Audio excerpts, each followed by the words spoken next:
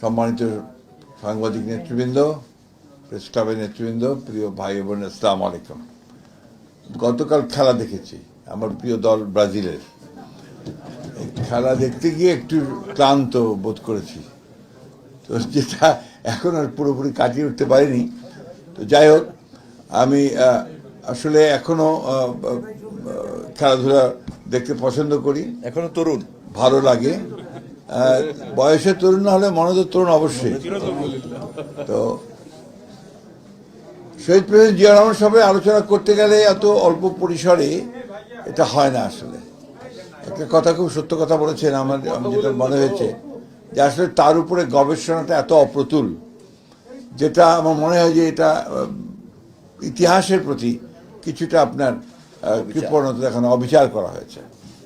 আমি যেন অনুরোধ করবো, আমাদের তথ্যমন্ত্রী এখানে উপস্থিত আছেন, তার এখন সুযোগ আছে যে এই বিষয়টা নিয়ে শহীদ প্রেসিডেন্ট জিয়া রহমানের পুরো জীবনটা নিয়ে, তার কাজগুলো নিয়ে, তার চিন্তা ভাবনাগুলো নিয়ে একটা গবেষণা, অত্যন্ত মানে ভালো উঁচু মানের গবেষণা হওয়ার প্রয়োজন। এখন পর্যন্ত আমি যতগুলো বই পড়েছি, আমার কাছে একমাত্র আমাদের বিশিষ্ট সাংবাদিক, প্রয়াত সাংবাদিক মাহফুজুল্লাহ সাহেব, তার বইটাই আমার কাছে সবচেয়ে ভালো লেগেছে।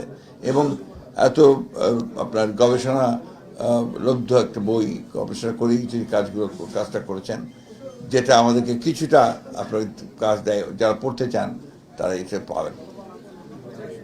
শহীদ প্রেসিডেন্ট জিয়া রহমান আমার কাছে বিশেষ করে মনে হয় আমি তার সবচেয়ে বড় জিনিসটা কোনটা দেখি, অনেক কাজ করেছেন এই 3.5-4 বছরের মধ্যে। তিনি প্রায় প্রতিটি ক্ষেত্রে, একটা রাষ্ট্রের প্রত্যেকটি ক্ষেত্রে তিনি হাত দিয়েছেন, চেষ্টা করেছেন শুরু করার।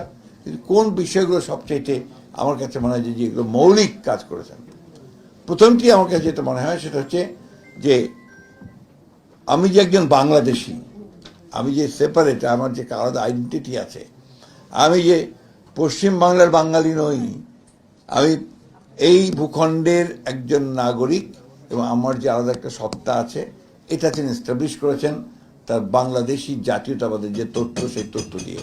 আমার কাছে এই কথা সবচেয়ে বড় কাজ মনে হয় তার। দ্বিতীয় কাজটি হচ্ছে যে তিনি যে কথাটা আমাদের তথ্যমন্ত্রীও বলেছেন, আমাদের হাই শিকদার সাহেব বলেছেন, যে শুধু সেটাই করেনি যে বিশ্বাসটা থাকে। গণতন্ত্র হচ্ছে সবচেয়ে উত্তম, যদিও সেটা একেবারে সবে একমাত্র নয়, কিন্তু এটা একটা উত্তম শাসন ব্যবস্থা, যেটাকে একজন সৈনিক হয়ে তিনি কিন্তু নিয়ে নিয়েছিলেন, এবং ওটাকে প্রাতিষ্ঠানিক রূপ দেওয়ার জন্য তিনি কাজ শুরু করেছিলেন। তিনি, আপনি দেখেন, যখন 75 সালের পরে, আপনার সেই ঘটনার পরে সমস্ত রাজনৈতিক দলগুলো কিন্তু তখন তো বলতে, সমস্ত রাজনৈতিক দল বলতে আওয়ামী লীগ, আপনার মুসলিম লীগ এবং আরো অনেকগুলো দল ছিল, সমস্ত আপনার ছত্র খান, কে কোথায় আছে না, কিন্তু উনি যারা শুরু করলেন যে গণতন্ত্রে বিশ্বাস করে এই ধরনের দলগুলোকে, এই ধরনের মানুষগুলো তিনি এক জায়গায় আনার চেষ্টা করলেন। এবং এটা চেষ্টা করতে কিন্তু আওয়ামী লীগের কাছেও তিনি গেছেন, আওয়ামী লীগকেও ডেকেছেন, বলেছেন যে আসলে আমরা যারা এসছেন, অর্থাৎ তখন বামের দল, মশিউর রহমানের ন্যাপ, আমাদের শাহিদুর রহমান সাহেবের United people's party, Kazi Zafar সাহেবের, এদেরকে তিনি একখানে করেছেন। একখানে করে প্রথমে ফ্রন্ট তৈরি করেছেন,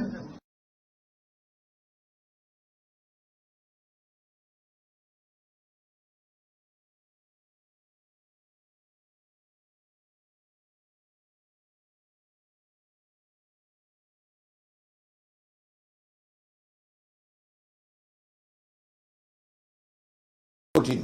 সেই কারণে তিনি বিএনপিকে তৈরি করতে চেয়েছিলেন একটা সত্যিকার অর্থেই একটা গণতান্ত্রিক রাজনৈতিক দল, যে কথাটা আমি সবসময় বলি।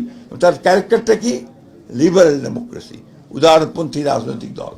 এটা কোনো রেজিমেন্টের রাজনৈতিক দল নয়, বা কোনো গোষ্ঠীভিত্তিক রাজনৈতিক দল নয় এটা। তৃতীয়ত, তিনি বাংলাদেশের অর্থনীতিকে টেনে উপরে তুলতে চেয়েছিলেন।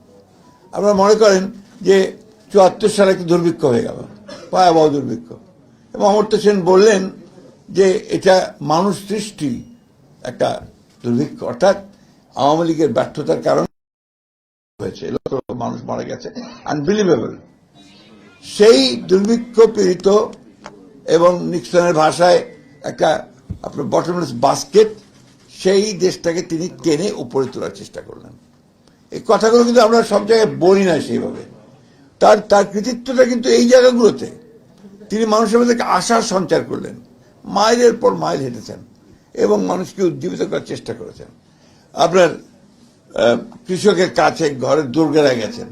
আমার একটা কথা মনে আছে, আমি তখন এসএবারি হিসেবে একান্ত সচিব হিসেবে কাজ করছিলাম ওই সময়। তো দিনাজপুরের থেকে শহর থেকে বেরিয়ে আপনি যদি তখন সৈয়দপুরের দিকে যাবেন, দেখবেন যে একটা বড় টেক্সটাইল মিল আছে, দিনাজপুর টেক্সটাইল মিল, খুব বড়, সরকারের করা। তার পাশে ছোট ছোট কতগুলো গ্রাম আছে। তো উনি একবার ওই দিনাজপুর থেকে বেরিয়ে যখন তিনি সৈয়দপুর দিকে যাচ্ছেন, হঠাৎ করে তিনি গাড়ি থামিয়ে দিলেন।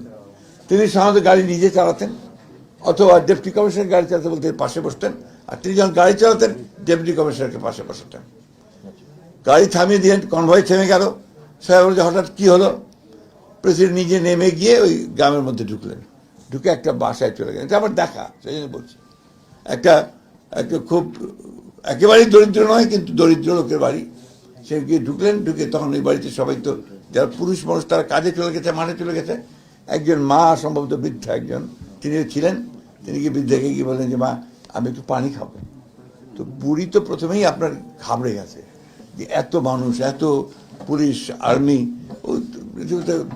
ঘাবড়ে গেছে। তখন একজন বলছে যে উনি দেশের প্রেসিডেন্ট, রাজা। তো তাড়াতাড়ি গিয়ে তার সেই আপনার একটা এনামেলের যে গ্লাস, একটা নষ্ট হয়ে যাওয়া প্রায় গ্লাস, সেই গ্লাসে তিনি একটু পানি এনে প্রেসিডেন্টকে দিলেন। প্রেসিডেন্ট পানিটা নিয়ে খেয়ে তারপর বললেন, মা আপনি আমাকে শুধু পানি দিলেন? তো বুড়ি তখন বললেন যে বাবা, আমার ঘরে তো আর কিছু নেই এখন। তো বলছে আপনি একটা পেঁপে গাছ লাগাতেন, তাহলে তো আমাকে পেঁপে দিতে পারতেন। একটা পেয়ারা লাগাতে গাছ লাগালে আমাকে পেয়ারা দিতে পারতেন। এটা মায়ের পর থেকে আপনি করবেন। এই যে একটা ঘটনা, এটা এক বিচ্ছিন্ন ঘটনা হলেও এটাই প্রমাণ করে যে মানুষকে তিনি কিভাবে জাগিয়ে তোলার চেষ্টা করেছেন। আপনি লক্ষ্য করে দেখবেন যে প্রেসিডেন্ট জিয়ার যেদিন জানাজা হলো তার শাহাদাতের পরে, এই জানাজায় লক্ষ লক্ষ মানুষ আপনার এসে আপনার আসলো জানাজায়, এবং সব শান্তভাবে, কোথাও কোনো স্লোগান নেই, কোনো কথা নেই, চোখের পানি পড়ছে। ভাই কেন? কারণটা কি? সাধারণ মানুষ। আমার কাছে মনে হয় একটাই মাত্র কারণ, যে এই মানুষগুলো জিয়া রহমানকে তাদের মনের মধ্যে ধরে নিয়েছিল, দেশের সঙ্গে একাত্ম করে ফেলেছিল। সেই সময় টাইম ম্যাগাজিনে একটা আপনার ফিচার বেরিয়েছিল প্রেসিডেন্ট জিয়া রহমানের আপনার এই শাহাদাতের পরে ঘটনা নিয়ে। তো রিপোর্টার বলছেন, আমার রিপোর্টার নামটা মনে নেই এই মুহূর্তে, যে তিনি যে একটা রিক্সায় চড়েছিলেন, কারণ গাড়ি চলার কোনো সুযোগ ছিল না, রিক্সায় চড়ে সেই রিক্সাটার পেছনে প্রেসিডেন্ট জিয়ার একটা ছবি কালো পোস্টারে লাগানো। তিনি সেই রিক্সাওয়ালাকে জিজ্ঞেস করছে যে তুমি এটা লাগিয়েছো কেন? বলছে যে এই লোকটা আমাদের প্রেসিডেন্ট। উত্তরে বলেছে একে আমি ভুলতে পারি না আমরা, এবং আমরা এখন চিন্তিত এর পরে বাংলাদেশের কি হবে। অর্থাৎ এখন সাধারণ শ্রমিক, রিক্সা শ্রমিক, সে পর্যন্ত চিন্তিত যে এর পরে বাংলাদেশের কি হবে। জানাজাতে যখন আপনার লালবাগের বড় হুজুর সাহেব তিনি যখন দোয়া পড়ছেন, দোয়া পড়তে গিয়ে তিনি যখন বললেন, দোয়ার মধ্যে যখন বললেন আল্লাহ বাংলাদেশকে হেফাজত করো, তখন কিন্তু গোটা জানাজার যে ক্রাউড, লক্ষ লক্ষ মানুষের ক্রাউড ডুকরে কেঁদে উঠেছিল। কারণ একটাই, যে বাংলাদেশের স্বাধীনতার সর্বত্রকে জিয়া রহমানের সঙ্গে তারা একাত্ম করে ফেলেছিল মানুষ। এখানেই তার কৃতিত্ব, এখানেই তার যে কাজ, সেই কাজগুলো যে স্বীকৃতি মানুষের কাছ থেকে তিনি পেয়েছেন।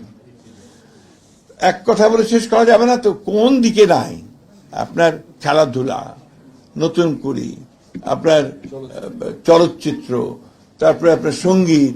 এই যে আমাদের সৈয়দপুরের মেয়েটা কি নাম, বেবি নাজনীন, তাকে ছোট্ট বাচ্চা তখন একটা অনুষ্ঠানে গিয়ে তিনি গান শুনেছেন, বলছে এই মেয়েটাকে তুলে ভালো, ওটাকে ঢাকায় নিয়ে শিখে ভালো করে দিয়ে ট্রেনিং দিয়ে তাকে ভালো সঙ্গীত শিল্পী করো। আজকে বেবি নাজনীন দেশের আমাদের একজন নাম করা শিল্পী। এইভাবেই তিনি করেছেন। আপনার কৃষিতে আপনারা সবাই জানেন, শুধু খাল খনন না, আপনি এখন যে রিসার্চ ইনস্টিটিউটগুলো দেখবেন, rice research institute, agriculture research institute, sugar কেন ইনস্টিটিউট, প্রত্যেকটা গিয়ে দেখবেন যে জিয়া রহমানের একটা ফলক লাগানো আছে। উনি ওখানে গেছেন, উনি ওদের কাজ করেছেন এবং তাদেরকে টাকা দিয়েছেন যতটুকু সম্ভব ওই সময় দিয়ে তিনি কাজ করার চেষ্টা করেছেন। আপনার পৃথিবীতে বাংলাদেশের খুব একটা নাম ছিল না, যাও নাম ছিল ওই যে আপনার বটমলেস বাস্কেট, তিনি তাকে সেই সময়ে ইরান ইরাক যুদ্ধে মধ্যস্থতাকারী হিসেবে তাকে নিয়ে গেল। তিনি জাতিসংঘের নিরাপত্তা কাউন্সিলে জাপানের সঙ্গে প্রতিনিধিত্ব করে তিনি নিরাপত্তা কাউন্সিলের মেম্বার হলো বাংলাদেশ। দিস ইজ ইয়ার তার দৃষ্টি, তার দেখা, তার প্রজ্ঞা, তার দূরদৃষ্টি যার রহমানকে অনন্য করে রেখেছে। আমার কাছে প্রতি মুহূর্তে মনে হয় যে এই মানুষটা যে আর 10 বছর বাঁচত তাহলে হয়তো আমরা বাংলাদেশকে সঠিক ট্র্যাকের মধ্যে তুলতে পারতাম। এই যে আপনারা এখন এত রেমিটেন্সের কথা বলেন, who started it? Ziaur Rahman. আপনি গার্মেন্টসের কথা বলেন, কে শুরু করেছে? জিয়াউর রহমান। তো এখন তারপরে ওই যে কথাগুলো কিছুক্ষণ আগে বললেন যে আওয়ামী লীগটাকে বিভিন্নভাবে, কিছু যায় আসে না, তাতে জিয়াউর রহমানের কোনো ক্ষতি হয়নি। জিয়াউর রহমানই আছেন। এই প্রসঙ্গে আমার আপনার অ্যানাটমি অফ কিউবান রেভলিউশনের আপনার বই পড়ছিলাম ক্যাস্ট্রোর আপনার সম্পর্কে। তো ওইখানে আপনার ক্যাস্ট্রো একবার অ্যারেস্ট হয়ে গেল পাকিস্তানের বিরুদ্ধে যুদ্ধ করতে গিয়ে, and he was convicted for 14 years, 14 বছর জেল হলো। তো কাঠগড়ায় দাঁড়িয়ে ক্যাস্ট্রো বলছেন, condemn me, doesn't matter, history will absolve me, ইতিহাস আমাকে ধারণ করবে। আজকে জিয়াউর রহমানকে সেই একই ভাষায় আমি বলতে চাই যে condemn him doesn't matter, history has already absolved him। এই জিনিসটা মাথায় নিয়ে আমরা যদি সামনের দিকে এগোই, আমরা বলতে আমি বোঝাচ্ছি বাংলাদেশের দেশপ্রেমিক মানুষ, আমরা বলতে আমি বোঝাচ্ছি বিএনপি দেশপ্রেমিক নেতা কর্মী সবাইকে, যে আমরা জিয়াউর রহমানকে অনুসরণ করি। সততা আনবিলিভেবল, ওটা অবিশ্বাস্য। কাফি খানের একটা লেখা ইন্টারভিউ আমাদের আবদার ভাই করা, তখন বলে এটা আপনার হিসেবে বেরিয়েছিল আপনার বিচিত্রাতে, পরবর্তীকালে কয়েকদিন আগে এটা প্রথম আলো রিপ্রিন্ট করেছে, আপনারা দেখেছেন কিনা আমি জানি না। এই লেখাটা যদি আপনি পড়েন তাহলে দেখবেন কাফি খান তাকে কিভাবে মূল্যায়ন করছেন। He was the press secretary of president Ziaur Rahman. Kafi খানের নাম আপনারা সবাই জানেন, প্রখ্যাত সাংবাদিক। তো ওখানে উনি বলছেন যে জিয়াউর রহমানকে তার সবচেয়ে বড় যে জিনিসটা আপনার মানুষকে, ওই সময়কার মানুষগুলোকে আপনার আকৃষ্ট করেছিল তার সততা। এই যে আপনার বলেন না ছেঁড়া গেঞ্জি আর ছেঁড়া সুটকেস, ট্রু, সত্য ঘটনা এটা, এর মধ্যে কোনো বাড়াবাড়ি ছিল না। আমার এখন মনে আছে যে রহমানের আপনার শাহাদাতের পরে যখন বডি নিয়ে আসলো এখানে, আসার পরে আপনার ওই পুরনো সংসদ ভবনে, যেটা এখন প্রধানমন্ত্রীর কার্যালয়, ওখানেও বডিটাকে রাখা হয়েছিল কফিনের মধ্যে, কফিনে সাধারণ মানুষের দেখার জন্য। প্রথমে গেট বন্ধ ছিল, যেই গেট খুললো মনে হলো যে স্রোত, বন্যার স্রোতের মতো পানি আসতে শুরু করল, মানুষ আসতে শুরু করল। ওইখানে যে বিদেশি ভদ্রলোক দূর থেকে দাঁড়িয়ে তিনি দেখছিলেন কফিকে, আর মানুষ দেখছিলেন। আমরা কয়েকজন বন্ধু বান্ধব আমরা সেই সময় ছিলাম, আমরা যেহেতু সরকারি কাজ করতাম সেই সময়, আমরা তাকে জিজ্ঞেস করলাম যে তুমি তো বিদেশি, তুমি এই প্রেসিডেন্টের কফিনের পাশে এভাবে দাঁড়িয়ে আছো কেন? সে বলছে, দেখো আমি ওয়ার্ল্ড ব্যাংকে কাজ করি, আমি পৃথিবীর বিভিন্ন জায়গায় কাজ করি, বিশেষ করে আমি এশিয়ার দেশগুলোতে কাজ করেছি, আমি এইরকম একজন সৎ প্রেসিডেন্ট আমি দেখিনি। This was Ziaur Rahman. সুতরাং আমরা যতই তার সম্পর্কে গবেষণা করব, যতই তার সম্পর্কে আমাদের পরবর্তী প্রজন্মকে জানাবো, পরবর্তী প্রজন্মকে জানানো হয়েছে জিয়াউর রহমান হচ্ছে কিলার। আপনারা দেখেছেন কিলার ওই বইগুলো, আমেরিকা আমলে, সরকার আমলে বইয়ের মধ্যে ছিল, কি বলছে কিলার, হি কিলড শেখ মুজিব। একটা মিথ্যা তথ্য উৎপাদন করে তারা এই সমস্ত বলার চেষ্টা করেছিল। এই জিনিসগুলোকে আমাদের পরবর্তী প্রজন্মের কাছে জানানো দরকার। সেখানে জিয়াউর রহমানকে গবেষণা করে তার মূল জিনিসগুলো সামনে আসা দরকার। মিডিয়ার সঙ্গে সম্পর্কটা আমার চেয়ে আপনারা ভালো বলেছেন, আপনারা অনেক ভালো বলেছেন। উনার একটা গুণ ছিল, বড় গুণ ছিল একটা, উনি রাতে সবাইকে ডেকে নিতেন, যাদের যাদের সঙ্গে কথা বলেন এক এক রাতে এক একদিন তাকে ডাকতেন। সেটা 12টা 1টা 2টা পর্যন্ত তিনি কথা বলতেন, মানুষের বোর হয়ে যেত। তিনি দেশের প্রখ্যাত সাংবাদিক, প্রখ্যাত বিজ্ঞানী, প্রখ্যাত ব্যবসায়ী, তাদেরকে রাতে ডেকে তাদের সঙ্গে কথা বলতেন। And he used to learn. আমার একটা অভিজ্ঞতা যেটা বলে আমি শেষ করবো, লম্বা হয়ে যাচ্ছে। কিন্তু বলতে থামা যায় না তো প্রেসিডেন্ট জিয়া রহমান সাহেব বলতে গেলে। আমি আপনার তখন ইউনেস্কো ন্যাশনাল কমিশনে কাজ করতাম ঠিক ওই সময়। তো তখন জিয়া রহমান সাহেব তখন উনি আপনার চিফ মার্শাল অ্যাডমিনিস্ট্রেটর, আপনার আমাদের কাজী জাফর সাহেব তখন আপনার শিক্ষামন্ত্রী এবং মুজিবুর হক সাহেব শিক্ষা সচিব। ওনারা এডুকেশন কমিশন করেছিলেন। ওই কমিশনের সব জাতীয় লোকেরাই ছিল আপনার, যত উচ্চ তখনকার দিনে সবাই বড় শিক্ষাবিদরা ছিলেন, রাজনীতিবিদরা ছিলেন। এমনকি হাজি মোহাম্মদ দানেশ ওইটার মেম্বার ছিলেন। হ্যাঁ, পরে আপনার ওটা অধিবেশনগুলো হতো আপনার ওই এখনকার যেটা আপনার প্রধানমন্ত্রীর কার্যালয় সংসদ ভবন, সেখানে হতো।